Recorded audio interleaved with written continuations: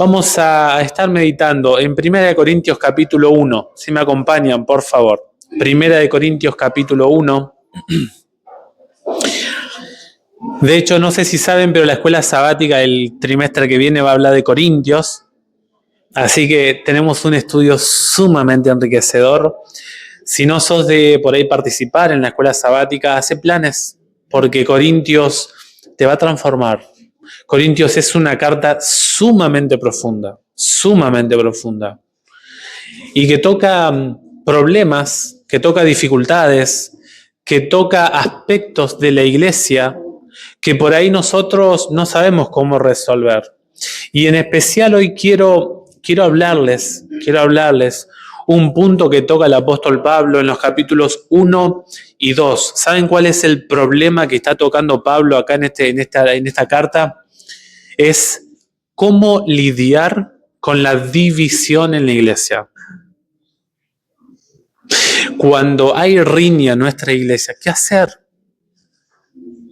¿Cómo trabajó el apóstol Pablo con la división en la iglesia de Corinto?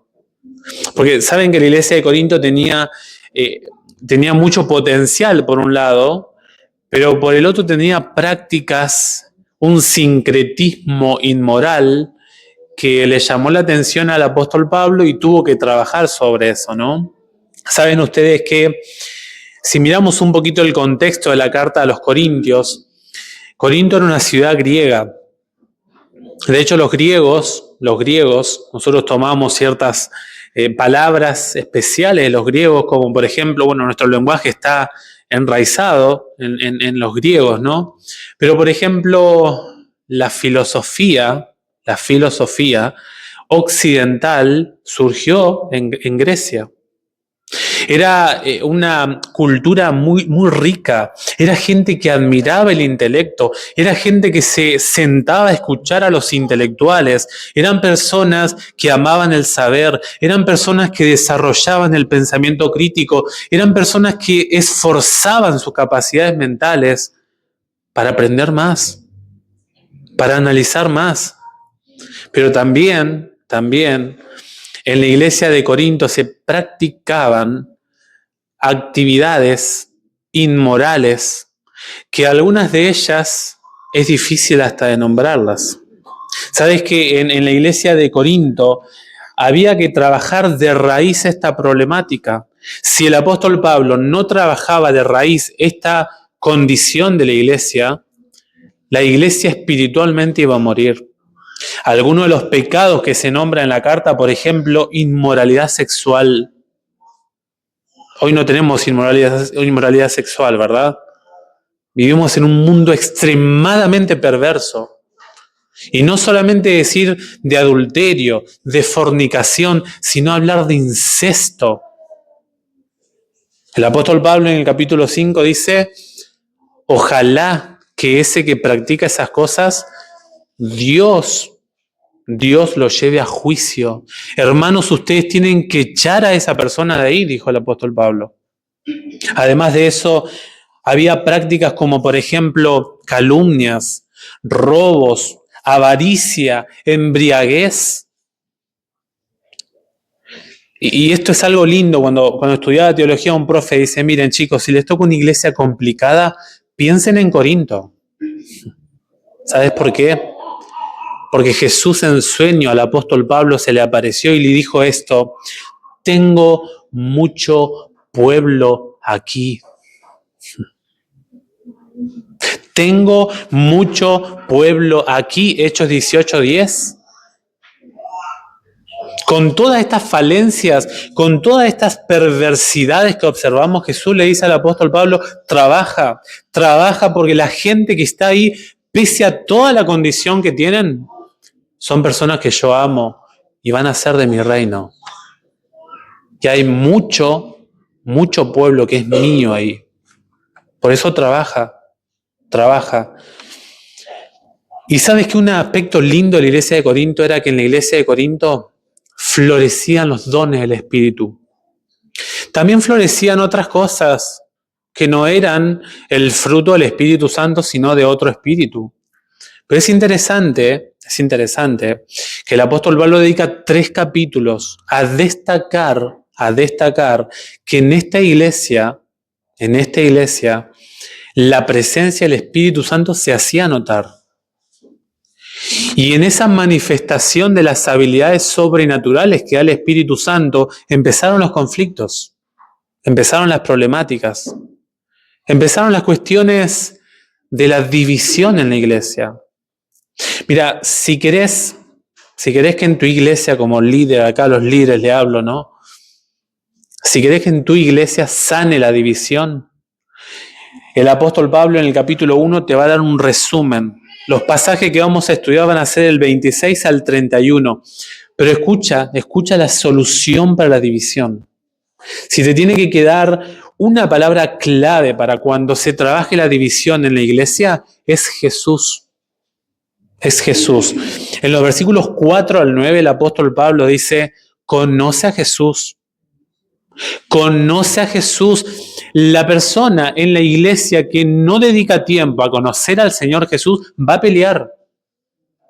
Va a pelear, dice el apóstol Pablo, no te olvides la gracia que tenés en Jesús.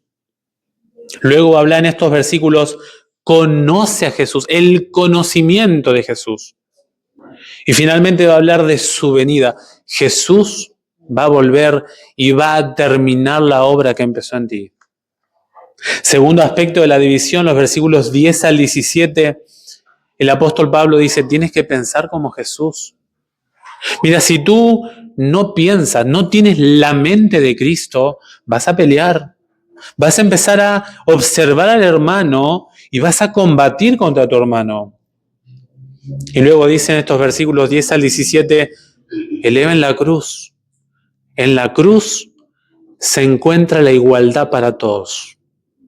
Cuando nos acercamos a la cruz, en la cruz somos todos iguales. Todos iguales.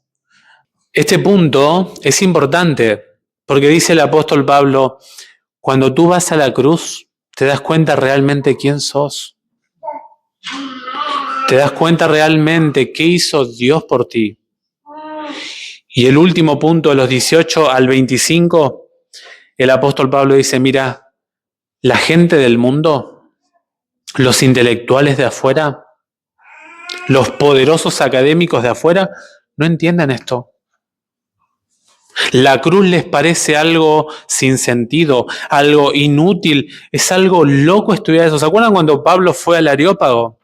Tranquilo, Pablo, después te llamamos, a ver si no nos interesa después otro tema y te consultamos, ¿se acuerdan? Hechos 17. La gente dijo, este hombre está loco, ¿quién me va a hablar de la resurrección? ¿Quién me va a hablar de un Salvador? ¿Quién me va a hablar de Jesús? No, sáquenlo, muchachos, este tipo, no, está loco. Porque es locura para la gente de afuera. Yo tengo hermanos, yo tengo docentes que tienen años de estudio. Tengo compañeros, colegas que se están por jubilar. Son genios de la administración del conocimiento. Pero yo los he escuchado hablar de Jesús como una simple figura humana. Y hasta ahí, yo escuché a un docente, no voy a decir el nombre, pero yo escuché a un colega mío,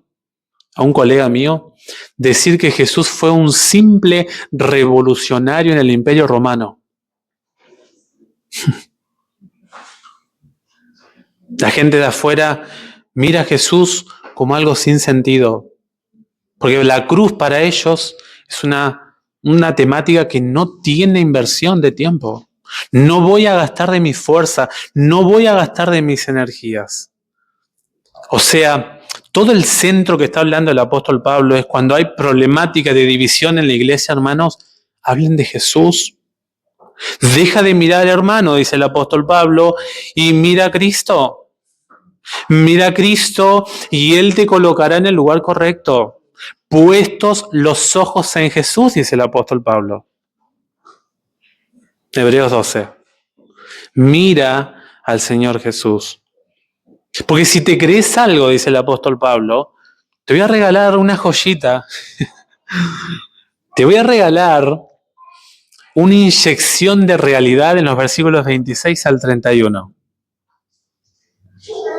Si hay algo que sentís orgullo, si estás actuando como un ególatra, espiritualmente hablando, leamos los versículos 26 al 31, ¿les parece? Es duro, es duro. A mí este pasaje me incomodó un poco, les soy honesto. ¿Sabes por qué? Porque describe tu realidad y describe la mía. Estos pasajes nos dicen realmente quiénes somos nosotros. Y en este marco titulé al tema, Dios te eligió. Dios te eligió. Hoy estamos acá porque Dios te trajo. No eres porque tomaste una buena decisión. No, Dios te conquistó. Dios quiso que nosotros seamos parte de su reino. En las cuestiones espirituales, dice el apóstol Pablo, no sos nadie. No soy nadie. No te creas. En las cuestiones de Dios,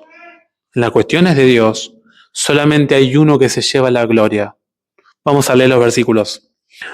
Considerad pues, hermanos, vuestra vocación, y ved que no hay muchos sabios según la carne, ni muchos poderosos, ni muchos nobles, sino que lo necio del mundo escogió Dios para avergonzar a los sabios, y lo débil del mundo escogió Dios para avergonzar a lo fuerte, y lo vil del mundo y lo menospreciado escogió Dios, y lo que no es para deshacer lo que es. Versículo 29.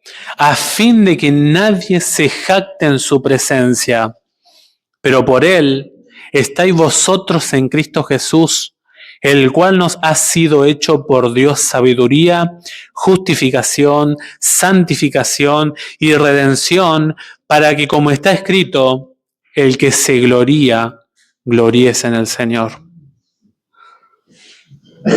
Este es un pasaje que nos ataca claramente el orgullo del corazón humano. Fíjate cómo empieza el versículo 26, dice, considerad. Esta palabra en el griego es un llamado de atención, a decir, mira, para. ¿Viste cuando vos decís, esperen hermano, esperen, vamos a ver? Es como hacer una pausa y vamos a analizarnos. Vamos a parar un poco el orgullo, la egolatría que hay en nuestra iglesia y vamos a observarnos, dice el apóstol Pablo. Mírense. Yo te voy a clasificar, dice el apóstol Pablo, las clases sociales, los estatus que el ser humano, que la sociedad humana clasifica como los estatus más altos, las clases más altas, la clase elevada en nuestra, la crema de la sociedad. Te voy a contar, dice el apóstol Pablo, miren, entre ustedes, tengo que decirle, dice el apóstol Pablo, que tienen un llamado. Cada uno de nosotros tenemos una invitación. Dice, fíjense hermanos, la vocación de ustedes. Mírense, no se olviden que tienen una invitación. Y la palabra aquí, kaleo, es la raíz de iglesia. Ek kaleo, los llamados. Nosotros estamos convidados y tenemos una invitación de parte del apóstol Pablo en este versículo.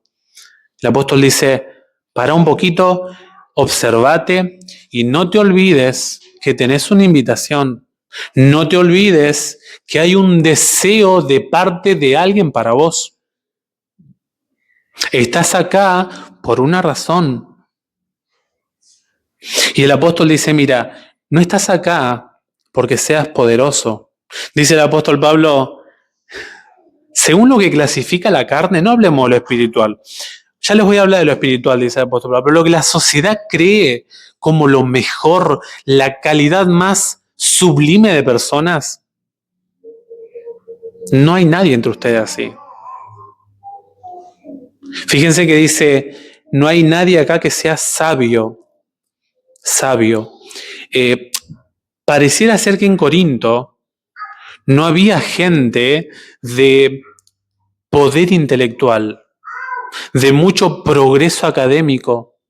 El apóstol está diciendo, miren, no crean ustedes que son mentalmente una potencia ustedes. Académicamente ustedes no tienen un currículum que vale.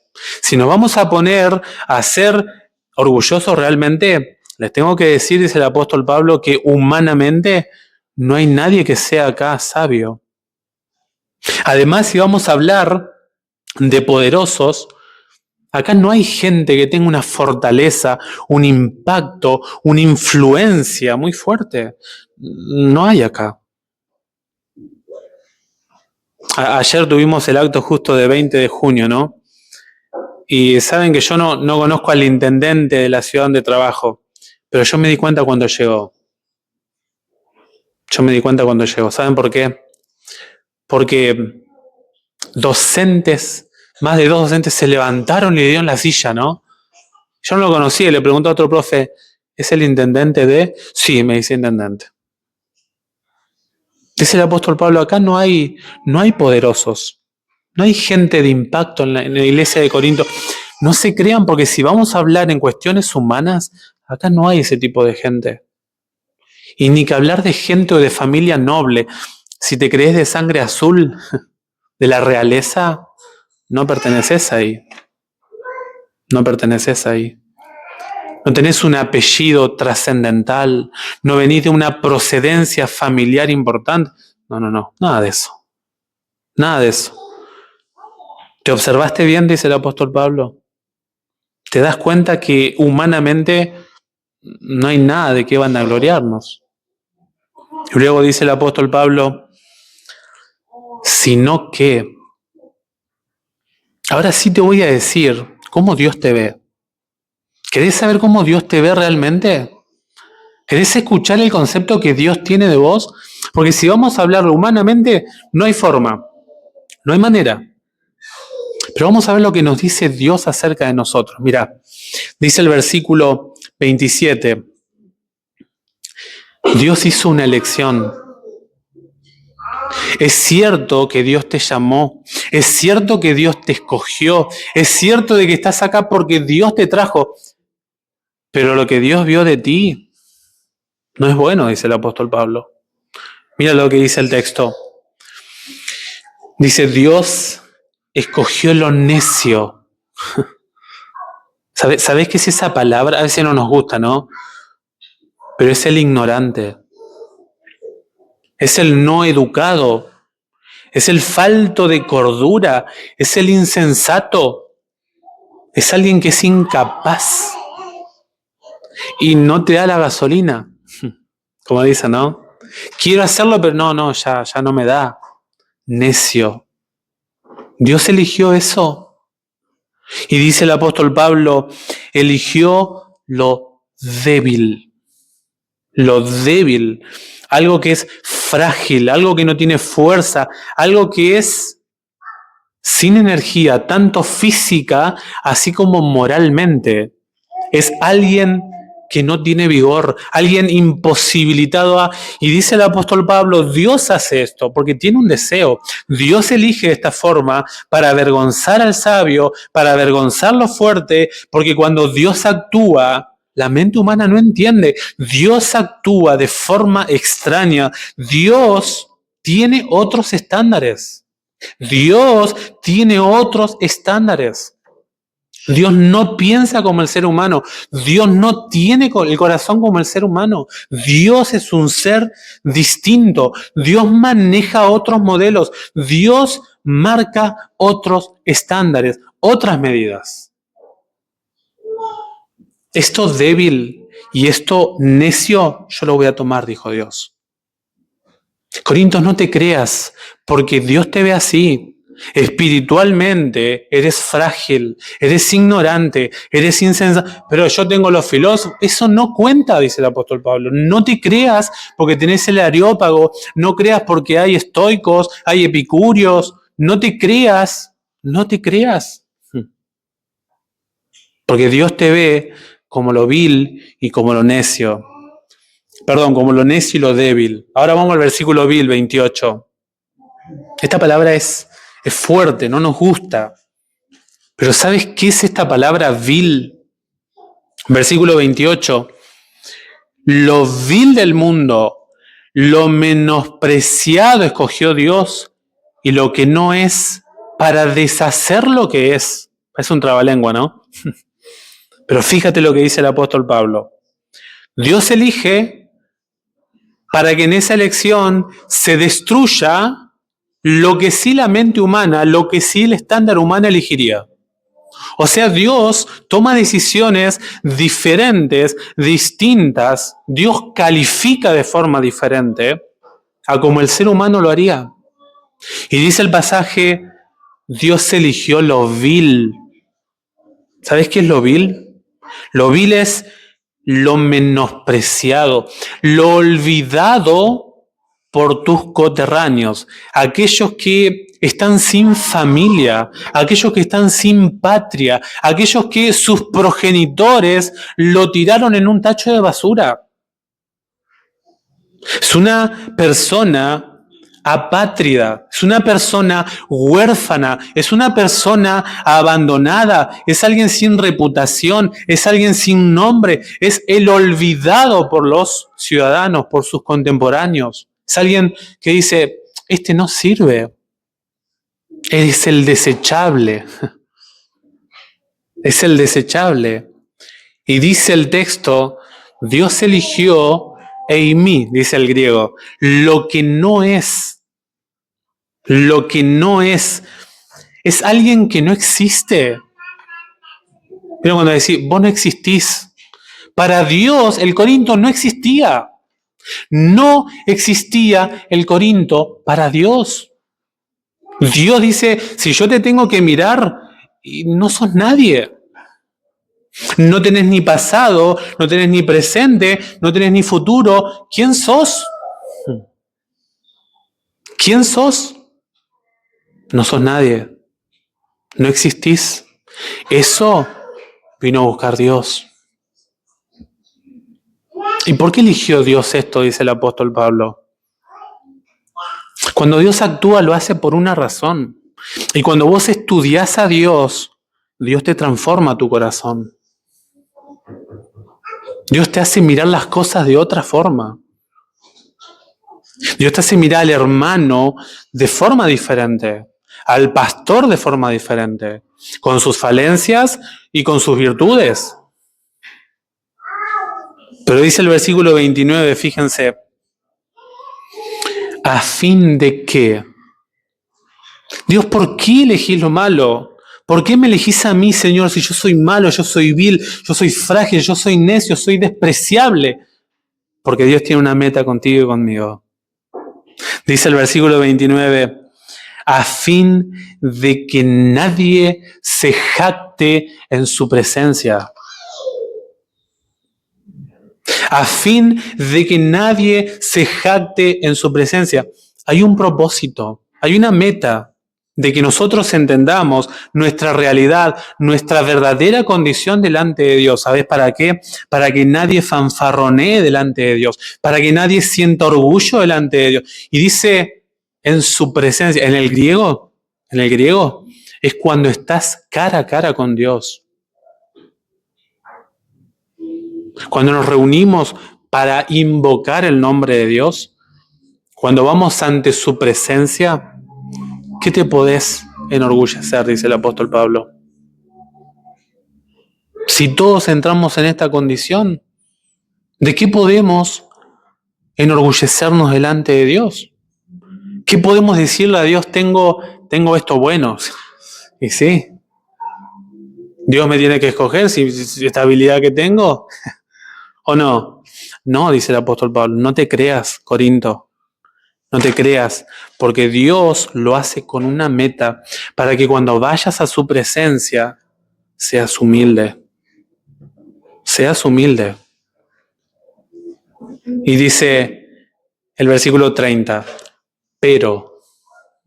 Ese pero está en el griego. Y que el apóstol Pablo lo haya escrito con su mano, en su puño y letra, ¿no? Muy importante. Porque ahora va a ser un cambio de todo lo que viene hablando. Dios humanamente te dice que no vales nada.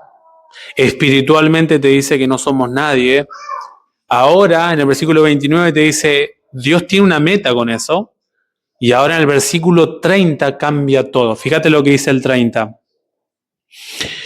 Pero, por Él estáis, dice el versículo, estáis vosotros en Cristo Jesús, el cual nos ha sido hecho por Dios sabiduría, justificación, santificación y redención. Fíjate que ahora, en el versículo 28 decía lo que no es, el eimi, no eimi, no estás, no existís, no sos nadie. Ahora dice en el versículo 30, ahora estáis.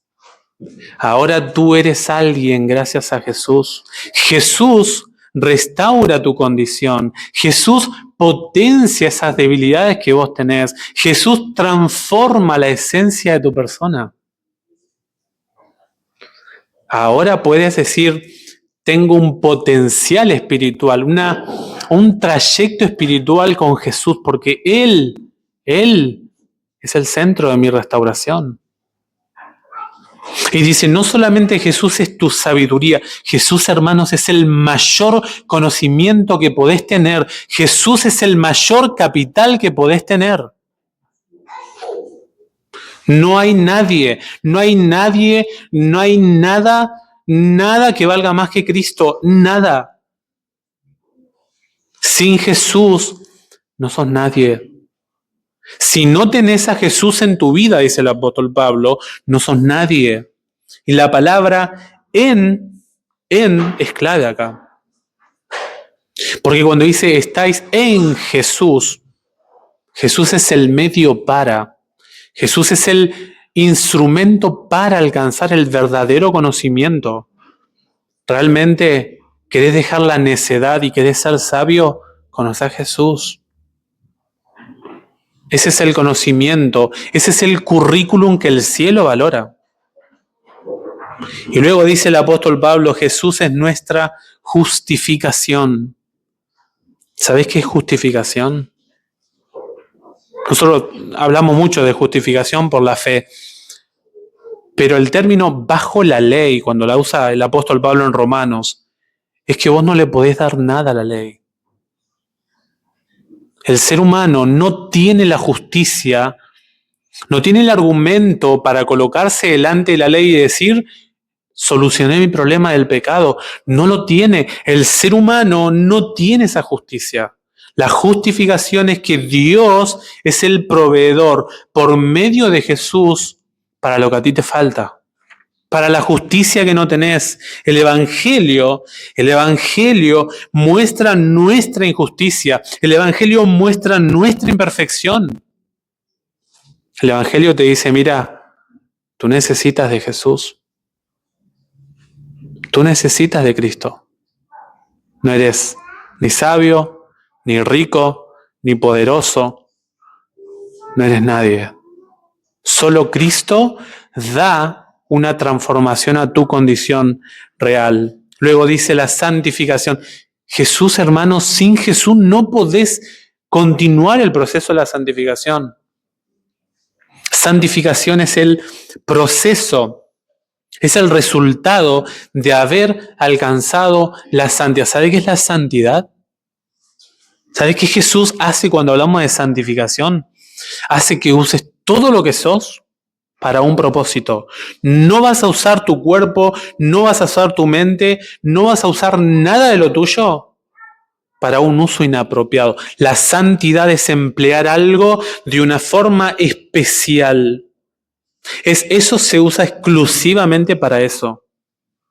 Fíjate cómo lo dice el Comentario Bíblico Adventista, página 540, tomo 6. La santificación es el desarrollo armonioso de las facultades físicas, mentales y espirituales hasta que Dios restaura en nosotros la imagen de Dios a cuya semejanza fuimos creados. Ese es el proceso de la santificación. En Jesús es el instrumento para que sigas creciendo en tu santificación. Y luego dice la redención. Jesús es nuestra redención, hermanos. ¿Sabéis qué es redención? La redención ya se veía desde el Antiguo Testamento. Es cuando alguien compraba, cuando alguien pagaba la libertad a un esclavo y lo liberaba para siempre. Nunca más ese ser humano era llamado nuevamente esclavo. Le pagaba la libertad y lo dejaba redimido para siempre. Para siempre. Eras esclavo, hay una intervención de alguien y nunca más sos esclavo. Nunca más. Hay una transformación, hay un cambio en la condición de esa persona. Jesús, cuando Él venga en su segunda venida, eliminará de ti esa naturaleza pecaminosa que tenemos. Jesús nos redimirá por la eternidad, dice el apóstol Pablo. Transformará tu esencia, tu naturaleza, esos componentes malos que a veces quieren salir en ti, nunca más estarán. Jesús te promete una restauración completa y para siempre. Para siempre. Jesús es la clave para que puedas soñar con ser victorioso en los asuntos que vos sabés. En los asuntos privados que nadie más sabe, pero Jesús sí lo sabe. Ahí está la clave. Tenemos que concluir. Tenemos que cerrar. Un par de lecciones solamente para pensar. Un par de reflexiones nomás. Un par de citas y ya cerramos. Dios, primera lección, Dios no necesita de las habilidades humanas para alcanzar sus propósitos divinos. No lo necesita Dios. No estás condicionada, no estás condicionado ni por cuestión de género, ni por condición económica, ni por apellido, ni por religión, ni por procedencia familiar, por nada. Por nada estás condicionado si Dios quiere llamarte. Nada te traba, nada es un justificativo, ni para gloriarte, ni para decirle a Dios que Él no puede transformar lo que soy. Nada. Ni uno, ni otro. Dios es un ser muy especial, la segunda lección. Dios es un ser muy extraño, hermanos, ¿saben ustedes? Dios es un ser que cuando uno lo estudia, qué diferente pensamos nosotros cuando observamos a Dios. Fíjate lo que dice este autor, creo que es metodista, me parece, Mark Shaw, así se llama. Él dice en esta cita, muy interesante, mira lo que dice. Dios actúa haciendo algo a partir de nada. Dios toma lo que es nada y hace algo. Dios actúa desde lo que no es. Sigue diciendo él, Él vence perdiendo. Cuando el ser humano piensa que pierde, Dios dice, yo con esto tengo la victoria. Yo con esto tengo la victoria. Dice, Él nos eleva haciéndonos caer. Él transforma los viernes de Pascua en domingo de resurrección. Él obra de formas contrarias a cómo la humanidad esperaría lógicamente que obre un Dios todopoderoso. La lógica con Dios no funciona. No funciona porque Dios, para Dios no es 2 más 2 es 4. Las matemáticas con Dios son distintas. Porque esto es teología, no es matemática. Y con Dios las cosas son diferentes. El mismo autor, miren lo que dice. Solo Dios es lo suficientemente grande como para ganar perdiendo. Solamente Él lo puede hacer. Que con una derrota Él gana. Luego dice, solo Dios es lo suficientemente amante como para amar lo antipático. Solo Dios puede hacer eso. ¿Cómo el ser humano puede amar a alguien que es antipático contigo? Solo Dios. Solo Dios. Solo Dios es lo suficientemente eterno como para ser engullido, ¿no?, por el tiempo y la muerte y vivir para contarlo. Solo Dios puede hacer eso. Y termina la cita diciendo: la cruz magnifica al Rey Divino que se hizo aparentemente insensato con el fin de acabar con la insensatez del pecado y de la muerte. Solamente Dios. Dios es un ser, no sé si decir raro, pero es distinto a nosotros. Es distinto. Dios te dice tu realidad, pero esa realidad a Dios no le preocupa. Esa realidad para Dios es un motivo de hacerte ver que gracias a Él podemos ser transformados. Por eso, ¿qué nos está diciendo el apóstol Pablo en este pasaje? ¿Tenés una esposa? ¿Tenés un hijo? Exalta a Jesús. ¿Tenés un auto? Dios te ha regalado un carrito, un auto. Exalta a Jesús. Dios te ha regalado una cama que podés dormir la noche en paz. Exalta a Jesús. Tenés un hijo, una hija. Tenés salud. Tenés una casa. Tenés un trabajo. Tenés amigos, etc. Exalta a Jesús. Jesús es la base de todo lo que soy. El apóstol Pablo dice allá en Filipenses 3, cuando yo me encontré con Cristo, me di cuenta que todo lo que era basura. Todos mis títulos, mi carrera, mi progreso, mi capital cognitivo, todo lo que sé ante Jesús es nada. Exalta a Jesús para que Jesús, como dice Colosenses 3, sea el todo en todos. El todo en todos. Y en Jesús, dice el apóstol Pablo, están sujetas todas las cosas para que Dios sea todo en todos. Yo anhelo de corazón, que nuestra iglesia reconozca su condición y solamente se gloríe en Jesús. Porque dice el versículo 31, para que como está escrito, ¿qué dice? El que se gloría, ¿cómo termina el 31? Gloríese en el Señor. Si vas a alabar, si vas a exaltar, si vas a destacar algo, hacelo en Jesús.